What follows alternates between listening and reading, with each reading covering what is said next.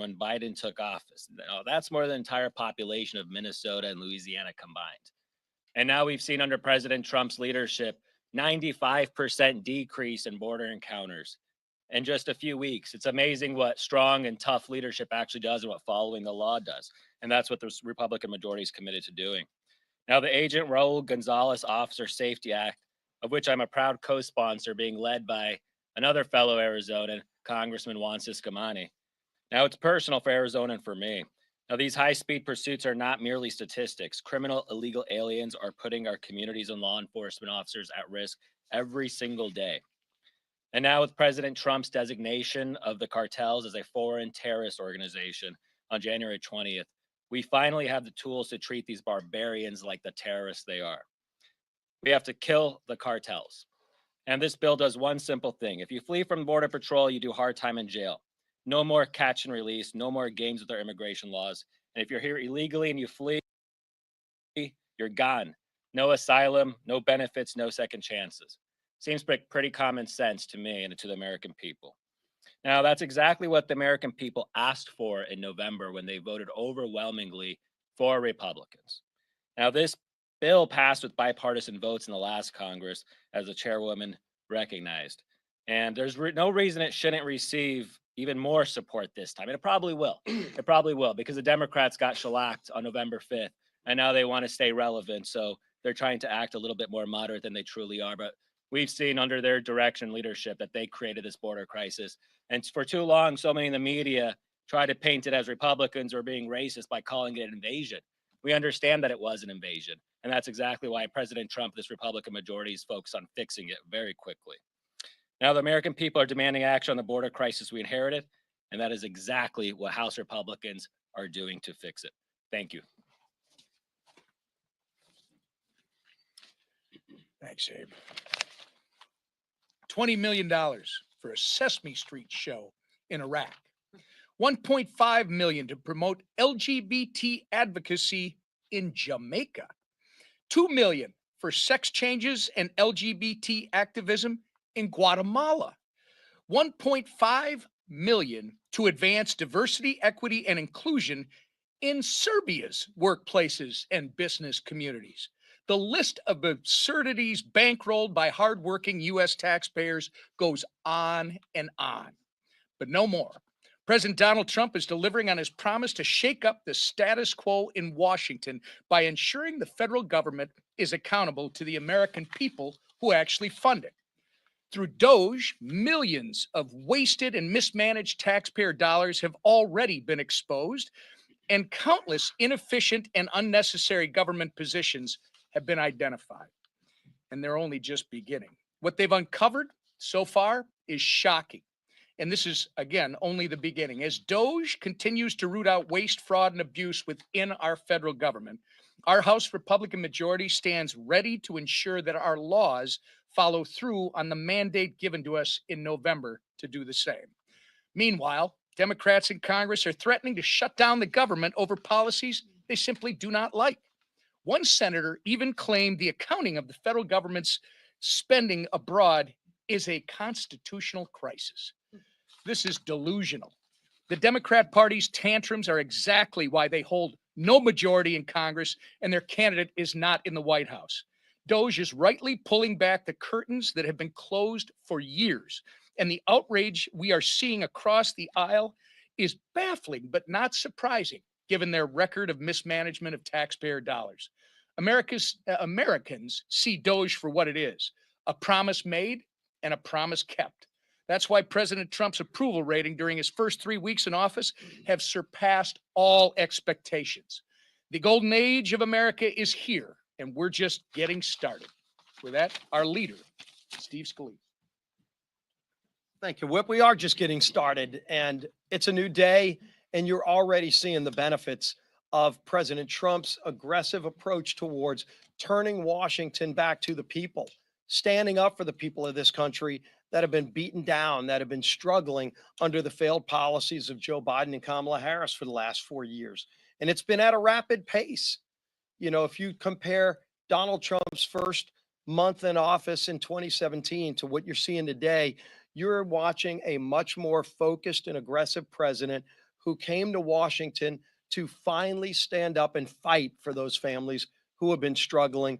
And he's taking the lessons from his first term and delivering bigger results, faster results for the American people. If you look at some of the things we're working on right now, obviously the budget is something you may ask the speaker about. I don't know, maybe one or two questions, but it's something we've been spending a lot of time on because it is the way that we're going to be delivering some of the biggest commitments that were made during the election. Some of the biggest things that President Trump wants to accomplish are included in our reconciliation plan. If you think about it, there are a lot of bills out there, a lot of ideas out there.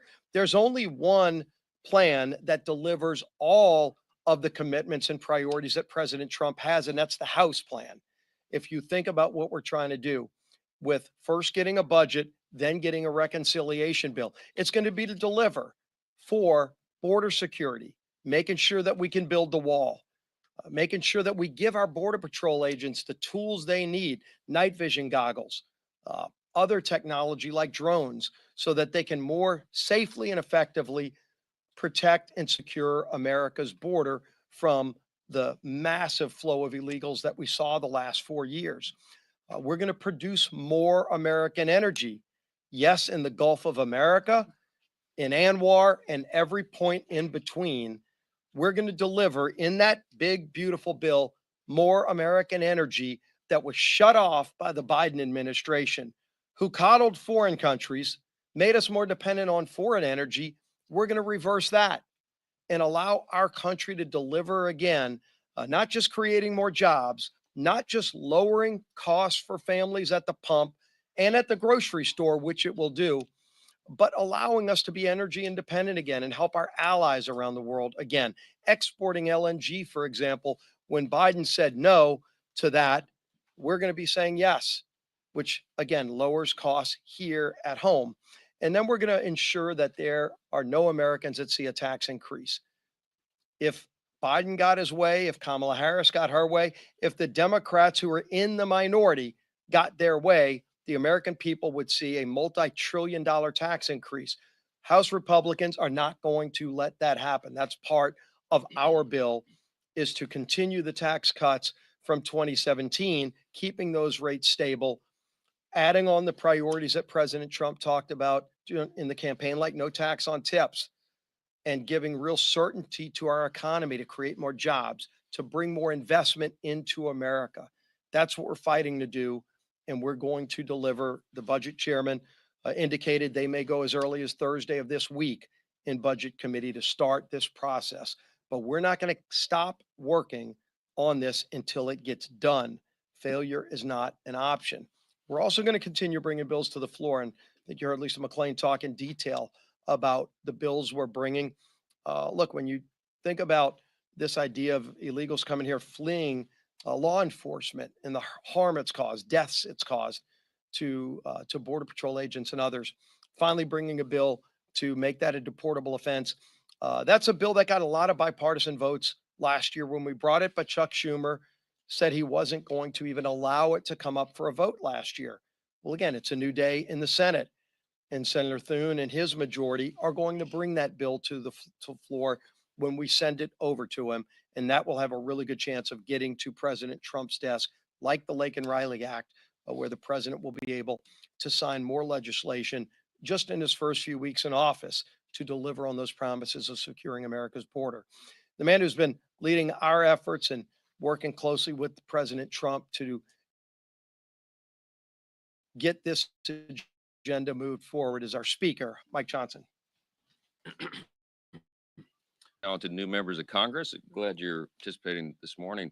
It is a busy morning here and a great time in America. We were delighted to host President Trump in the Superdome on Sunday.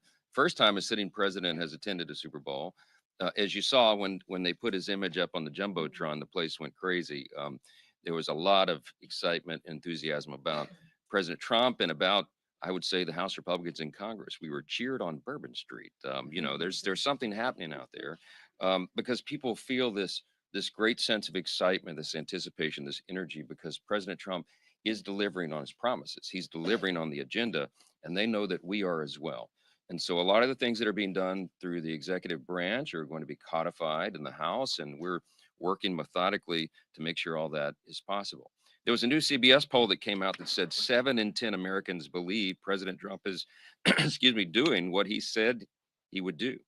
And that's promises made, promises kept. So you're going to see that continuing theme and the theme of restoring common sense around here. Um, as I said last week, the Democratic Party is in a completely different place right now. There's no identified leader of the party. They don't have a clear vision. They seem rudderless. In hopes of finding themselves, they've latched onto this new shiny object called the rule of law. Well, we'd like to welcome them to the concept. It would be admirable if they hadn't spent the last 4 years with their heads buried in the sand while Biden literally trampled over the rule of law with no objection. In fact, many Democrats cheered that lawlessness, like when the Biden administration unconstitutionally forced the middle class to pay the student loans of doctors and lawyers, when they illegally mandated that private companies implement vaccine requirements, when they radically rewrote Title IX to undermine women's rights. Those things were actually illegal, and the Democratic Party cheered it. They didn't oppose it at all. President Trump, by contrast, is taking legitimate executive action to root out waste, fraud, and abuse in all these federal programs. That's what the American people demand and deserve. That's what they voted for. They voted for a real analysis and a real change, transformational kind of change in the way the federal government works.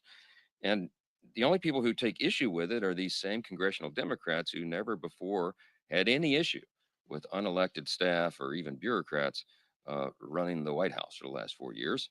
That's not what's happening here. The president has empowered his new cabinet secretaries and the DOGE effort and all of these branches, divisions in the executive branch of government to go and find where the abuses have taken place.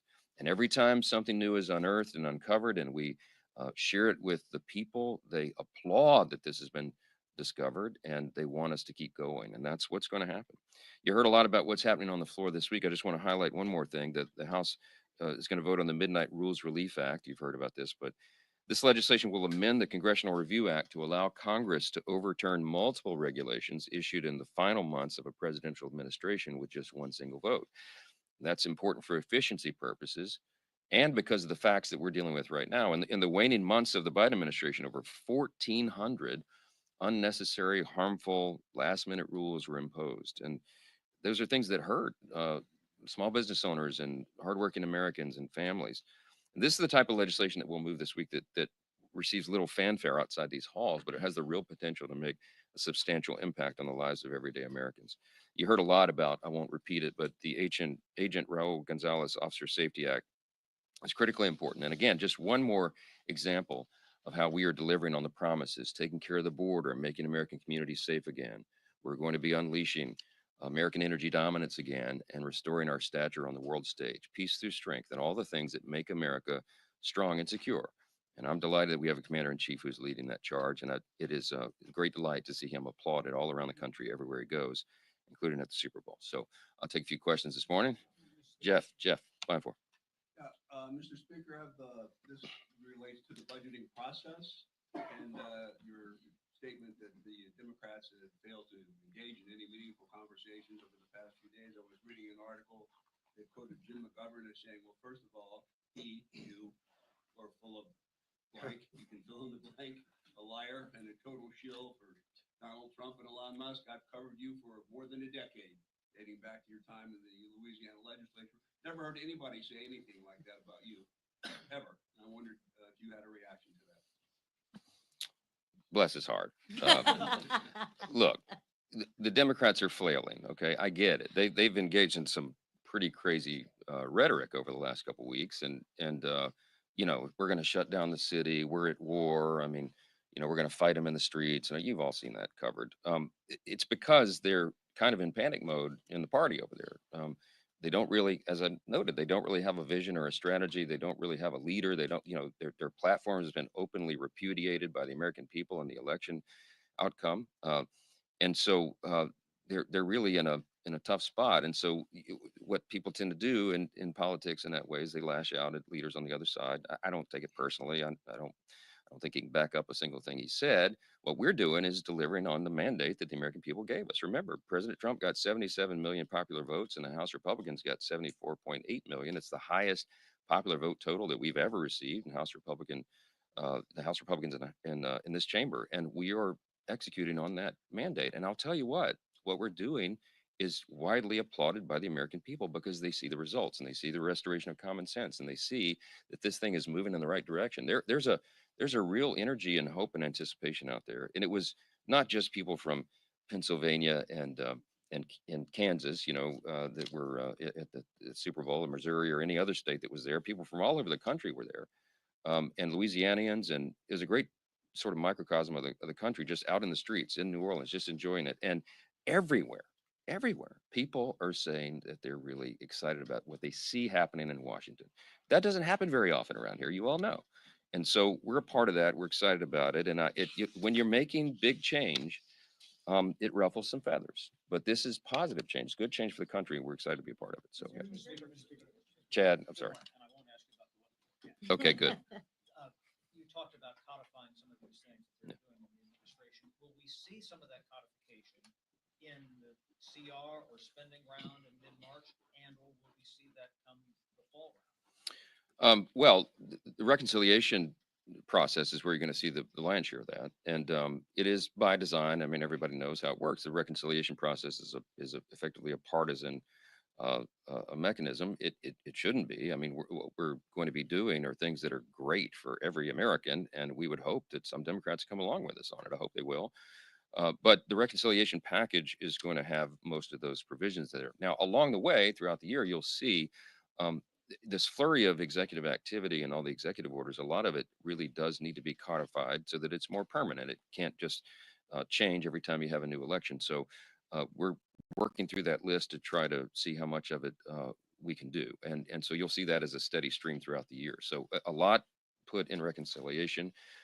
Perhaps some of it in the approach process. We'll see how that develops, but then you'll see it as a steady drip throughout the year. So, yes. Last question. Go ahead. More and more courts, federal judges, Republican and Democratic appointed judges have said that some of the Trump actions, early actions, put a halt to them. J.D. Vance said that judges aren't allowed to control the executive's legitimate power. You're a constitutional law expert. Ultimately, at the end, if the courts say that the administration is violating the law, should they comply with the court's demands? Well, of course, the branches have to respect our constitutional order, but there's a lot of game yet to be played.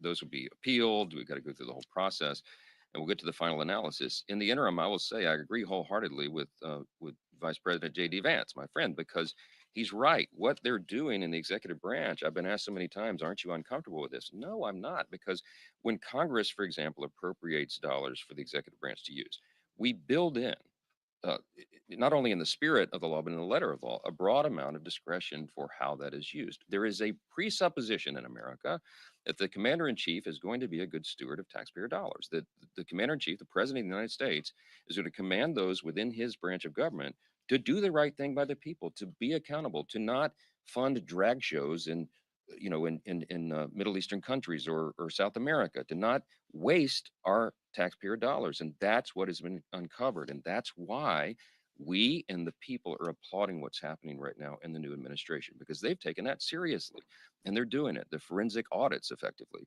that Doge and Elon Musk are leading. I met with Elon yesterday about this to get an update. And to me, it's very exciting what they're able to do, because what Elon and the Doge effort is doing right now is what Congress has been unable to do in recent years, because the agencies have hidden some of this from us.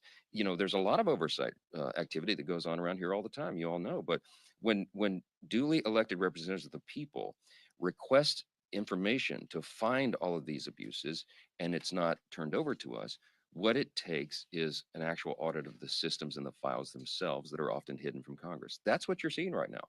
And that's why this is so exciting. They're uncovering things that we have known intuitively have been there, but we couldn't prove it. Now the proof is being provided, and no one can argue the counter to that. So stay tuned. There's a lot more to come. And I think the courts should take a step back and allow these processes to play out. What we're doing is good and right for the American people. What Doge is doing is making sure that your taxpayer dollars, all of us, are spent in the way that they're intended to be spent, and that they're in America's interest, and they're financially responsible with the precious taxpayers' money. We have a $36 trillion federal debt, and we have got to get a hold of these things. You're going to see it reflected in the reconciliation package that comes forward. You're going to see it reflected in appropriations as we go forward, and you're going to see it in these efforts to cut the waste, fraud, and abuse. And we think the final number on that is going to be substantial and a game changer in Washington for the country. So we'll have a lot more questions and answers, I know, as the week goes through forward. But I'll just tell you. Can you guarantee that under any proposal, Medicaid would not be on the chopping block? No, look, Medicaid has never been on the chopping block. What we're talking about is finding the it's non-benefit related reforms to the program, right? Medicaid is infamous for fraud, waste, and abuse. I mean, by some estimates, large percentages of the dollars that are allocated there are wasted and stolen. And so we do right to go into those programs and find that and show the people what's happened and make sure it doesn't happen again. And if you do, if you eliminate fraud, waste, and abuse in Medicaid, you've got a huge amount of money that you can spend on real priorities for the country.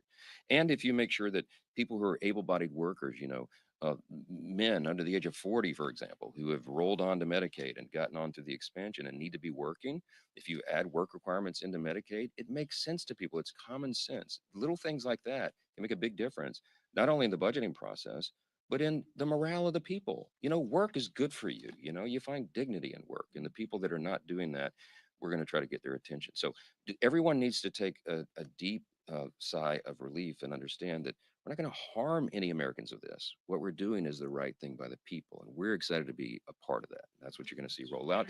And on the budget, and then we'll, yes, a markup is going to be scheduled for Thursday. That's the intention. The budget chairman Arrington just spoke to conference and said that we'll be rolling out the details of that probably by tonight. If they notice a markup, they can do it by Thursday, and we are right on the schedule that we need to be on. So stay tuned for more developments. Thank you. Thank you.